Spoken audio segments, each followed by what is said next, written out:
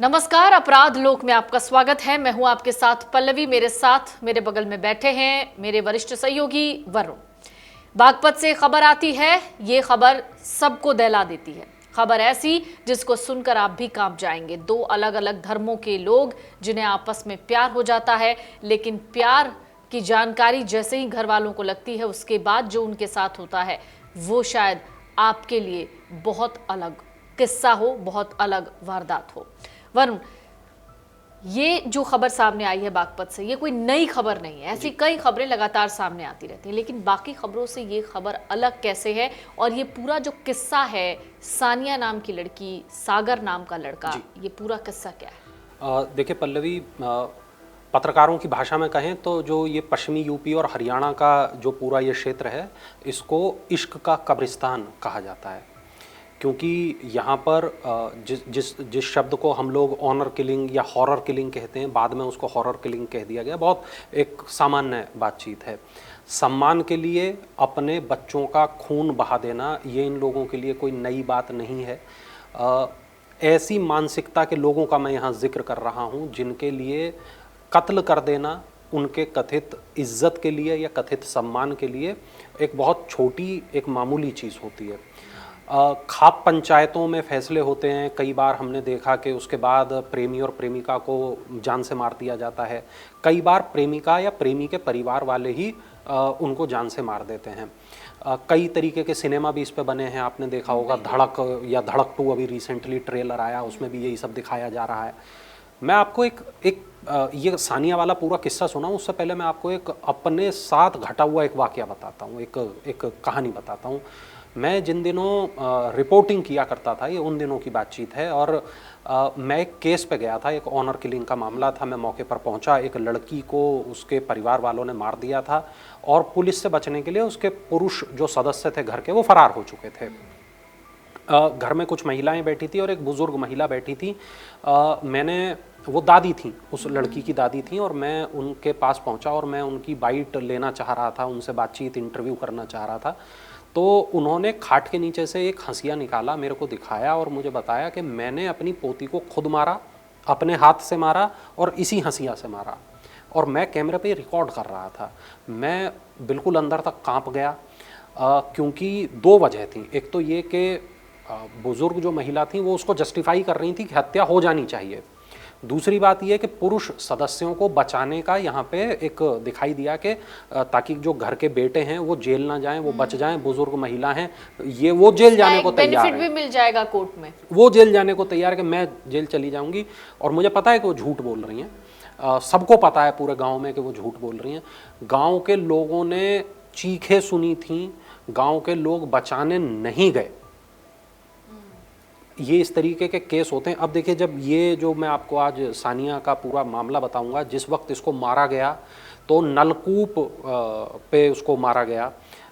उसको वहाँ पर जो है सिंचाई की व्यवस्था होती है, जो खेत होते हैं वहाँ पर सिंचाई की व्यवस्था होती है। वहाँ एक आध कमरा अमरा बना होता है, वहाँ एक आध जन के रुकने की वाली जगह, बिल्कुल बिल्कुल, हाँ, ट्यूबवेल रुकने की उनकी व्यवस्था होती है।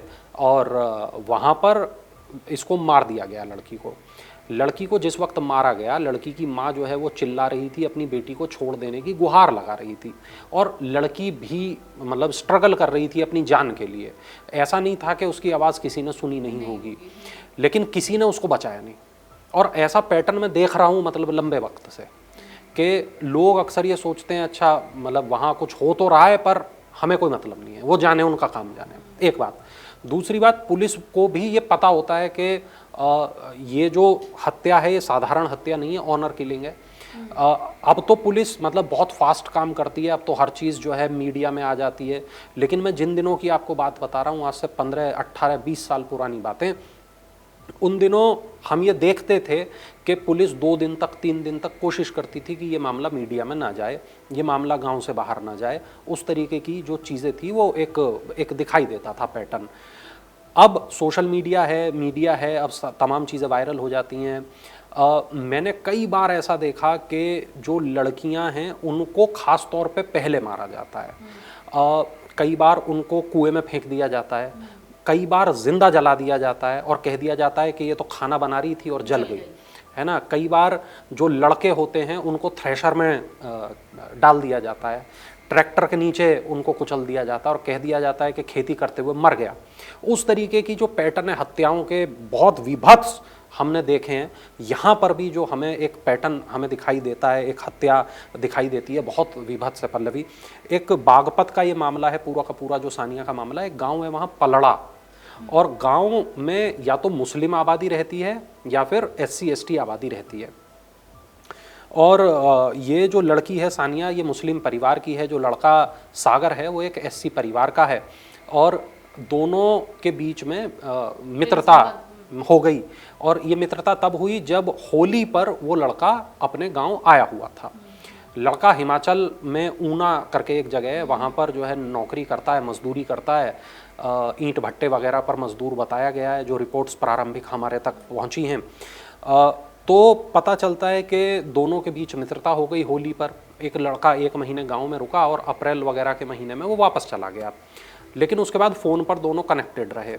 अभी ये जो लड़की है ये 15 जुलाई को अपना घर छोड़ती है और ये हिमाचल पहुंच जाती है, और ये चाहती है कि मैं उस लड़के के साथ अपनी आगे की ज़िंदगी बिताऊं, व्यतीत करूं।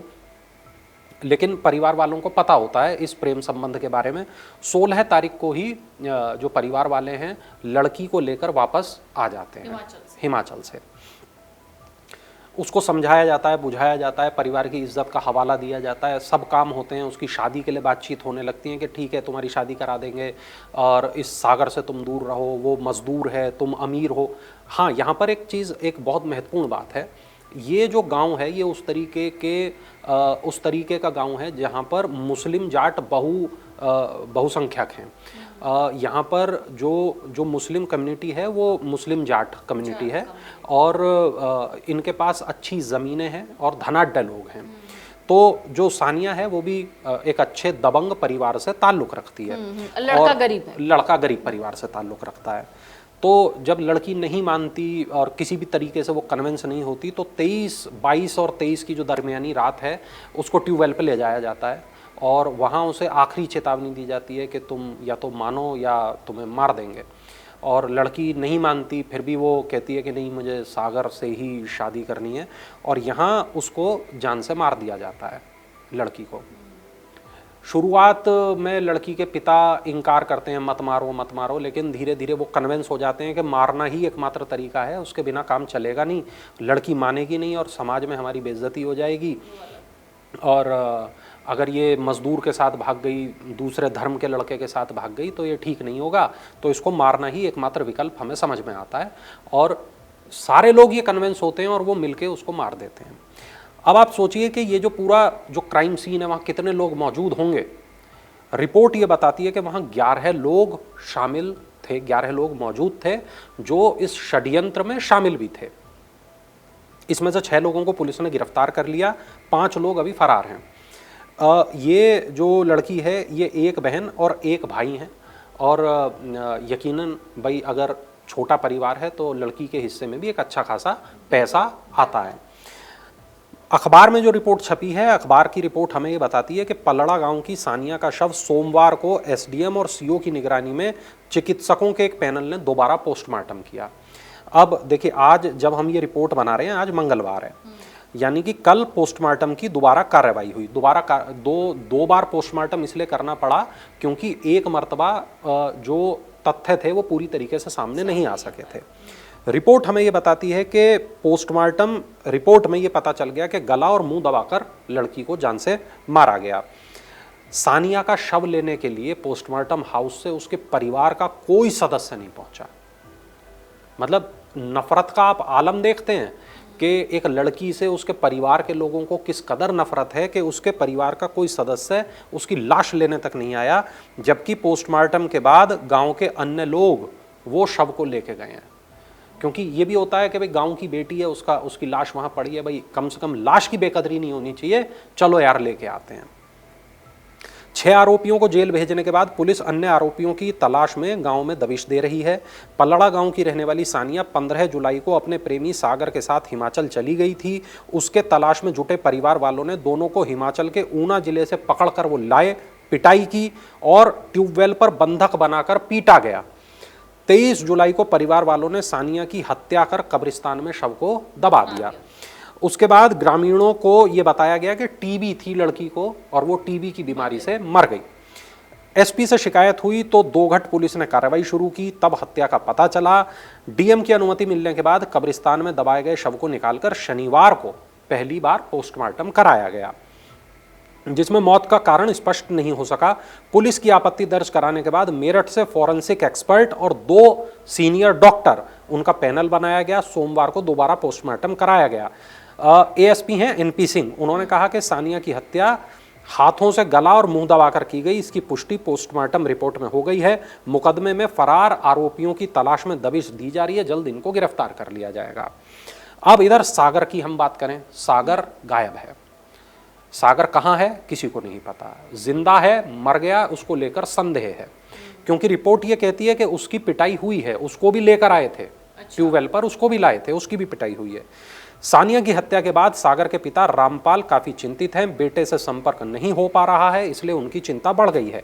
सागर के पिता का कहना है कि आरोपियों के खिलाफ कड़ी कार्रवाई की जाए और उसके परिवार को सुरक्षा दिलाई जाए।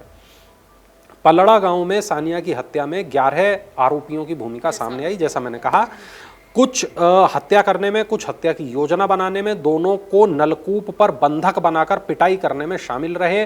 पुलिस ने मृतका के भाई, ताऊ, फूफा समेत 6 आरोपियों को गिरफ्तार कर जेल भेज दिया है, जबकि उसके पिता समेत 5 आरोपी अभी फरार हैं। पुलिस उनकी तलाश में शामली और मुजफ्फरनगर जिले के गांवों में दबिश दे रही है और मृतका के परिवार वालों की ज्यादातर रिश्तेदारी क्योंकि इन्हीं दोनों जिले में है, ये अपने अखबार में रिपोर्ट छपी है।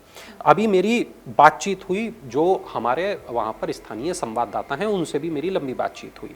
उन्होंने कई महत्वपूर्ण बातें बताई। उन्होंने बताया कि शुरुआत के 2 दिन पुलिस भी मामले को थोड़ा हल्के में ले गई थी, लेकिन जब एसपी से कंप्लेंट हुई, और जैसा मैंने बताया आपको कि अब पुलिस पहले की तरह नहीं है, पुलिस अब बहुत एक्टिव है, तो एसपी ने तुरंत संबंधित जो अधिकारी थे उनको निर्देश दिए। उसके बाद तमाम आगे की कार्रवाई हुई, 2 बार पोस्टमार्टम हुए। वर्तमान जो पोस्टमार्टम रिपोर्ट है इसमें यह बात साबित हो गई है कि लड़की को किस तरीके से उसकी मौत दम घुटने से हुई, उसको गला दबाया गया, उसके मुंह पे हाथ रखा गया ताकि चीख ना पाए, तो इस तरीके से उसको जान से मार दिया गया। आप देखिए, ऑनर किलिंग 2025 चल रहा है पल्लवी, आज भी ऑनर किलिंग होती है। पश्चिमी उत्तर प्रदेश, हरियाणा के कुछ ऐसे जिले जहां पर आज भी ऑनर किलिंग होती है। इस तरीके की जो घटनाएं हैं, हम कभी जब अखबारों में पढ़ते देखते हैं तो लगता है कि अभी हम कौन से ज़माने में जी रहे हैं। ये बात ठीक है कि अलग अलग धर्म के थे, गांव समाज नहीं मानता, तमाम जो बातें हैं, दलीलें हैं, तर्क हैं, वो समझी जा सकती है, लेकिन हत्या कहीं से कहीं तक जायज़ नहीं है। अब जो देखिए, अब क्या होगा, अब जितने भी 11 के 11 लोग हैं, अब ये जेल चले जाएंगे और इनकी पूरी जिंदगी अपना खेत बेच बेच के जो फीस है वो भरने में उसमें लग जाएगी, कोर्ट कचहरी के चक्कर लगाने में लग जाएगी। अंत में जब आप एक जीवन के ऐसे स्टेज पर होते हो, वहां पर आपको ये लगता है कि यार लड़की जिंदा रहती तो बेहतर था, है ना। ये आज बात समझ में नहीं आती है, बहुत वक्त के बाद समझ में आती है। एक बुजुर्ग के साथ मैं एक मर्तबा बैठा था और उन्होंने कभी अपने परिवार की किसी बच्ची को मार दिया था, और वो जब हुक्का पी रहे थे खाट पर बैठकर, उन्होंने मुझसे इस बात को कहा कि आज अफसोस होता है, वो बच्ची अच्छी थी, है ना, परिवार की बच्ची थी, आज हमें अफसोस होता है कि हमने ऐसा किया। और उसमें वो सज़ा वज़ा भी उनको हुई थी। ये मैं आपको पुरानी बातें बता रहा हूँ, 20 साल पुरानी बातें। उस तरीके के मैंने बहुत केस देखे, मगर आज जब ये केस देखा तो मुझे लगा आज इस पर खबर बननी ही चाहिए, लोगों को ये पता होना ही चाहिए कि आज 2025 में भी इस तरीके के जो केस हैं वो हमारे सामने आ रहे हैं। ये मामला बागपत का है, पश्चिमी उत्तर प्रदेश का है। तो जो कमेंट हों, दर्शक कमेंट करें, बताएं कि इस तरीके की जो घटनाएं हैं उनको किस तरीके से रोका जा सकता है, किस तरह अवेयरनेस लाई जा सकती है। बिल्कुल। और बागपत में जो इस तरीके की घटना हुई है, आप खुद भी सोचिए कि क्या जो जिस प्रेस्टीज, जिस ईगो को लेकर हम जीते हैं, जो फेक होता है एक तरीके से, और उसके बाद किसी की हत्या कर देते हैं, इज्जत तो वैसे भी चली जाती है जब आप हत्यारे हो जाते हैं। लेकिन आप क्या सोचते हैं, क्या ऐसी जो घटनाएं हैं जो आज भी नहीं थमी हैं, उस पर आपकी कोई राय ज़रूर होगी, आप अपनी राय रखिए। और अगर आपके जान पहचान में भी ऐसा कोई किस्सा, ऐसा कभी कुछ हुआ हो तो हमें लिखकर ज़रूर बताइएगा। इसके साथ ही क्या आपको लगता है कि इस तरीके की जो फेक ईगो लेकर, फेक प्रेस्टिज लेकर लोग चलते हैं, वो किस हद तक जायज़ है? आप ऑनर किलिंग जैसी वारदातों को किस तरीके से देखते हैं, ये ज़रूर लिखकर बताइएगा। साथ ही ये बताइएगा कि क्या ये गलत है कि किसी एक धर्म की लड़की या लड़के को किसी दूसरे धर्म की लड़की या लड़के से प्यार हो जाए? ये ज़रूर लिखकर बताइएगा। अपने कमेंट हमसे साझा ज़रूर कीजिएगा और ये ज़रूर बताइए कि अपराध लोग ख़ास तौर से आपको कैसा लगता है। अगर आप ये वीडियो YouTube पर देख रहे हैं तो हमारे चैनल को सब्सक्राइब कर बेल आइकन दबाएं और Facebook पर देख रहे हैं तो हमारे पेज को लाइक करें।